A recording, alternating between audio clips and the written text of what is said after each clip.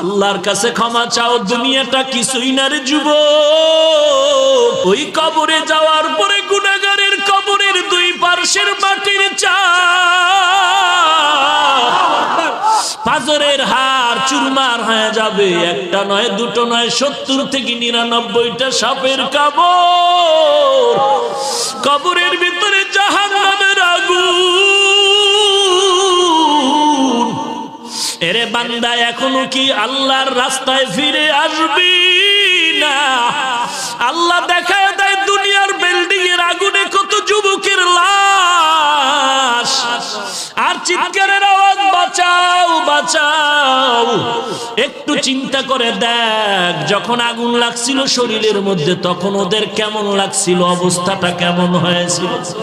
ওরা যখন আগুনের মধ্যে সবাই জানালা দিয়ে হাত দিয়ে কয়, কে আছো, আমাদের বাঁচাও।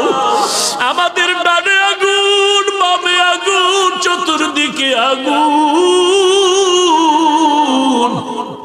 এই দুনিয়ার আগুন থেকে হাজার হাজার হাজার তাপের মাত্রার আগুন হবে জাহান্নামের আগুন।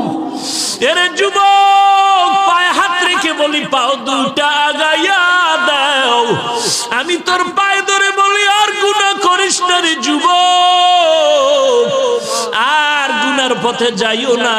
নামাজ পড়ো, পর্দা করো, মা বাবার খেদমত করো, আল্লাহ ওয়ালাদের দোয়া নিয়ে চলো।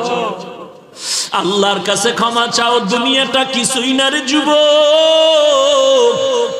পায়ে হাত রেখে বলি, এই যে বন্যা হয়ে গেল কয়েকদিন আগে, কত মানুষ বন্যায় মরে গেল। ঢাকার শহরে গাড়ির উপরে গাছ পড়লো, গাছে আঘাতে গাড়ির মধ্যে মানুষ মরে গেল। এরে বান্দা, এখান থেকে ঘরে যাওয়ার কোনো গ্যারান্টি নাই। আবার রাত্রেবেলা ঘুমাবি, ভোরবেলা উঠার কোনো গ্যারান্টি নাই। পায়ে হাত রেখে বলি, রে বাবা, তোর মতো যুবক স্কুলে পড়ে নামাজ ছাড়ে না, তুমি কেন পারবা না?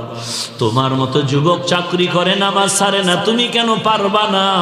কিসের বাহাদুরি করো? কিছুই না।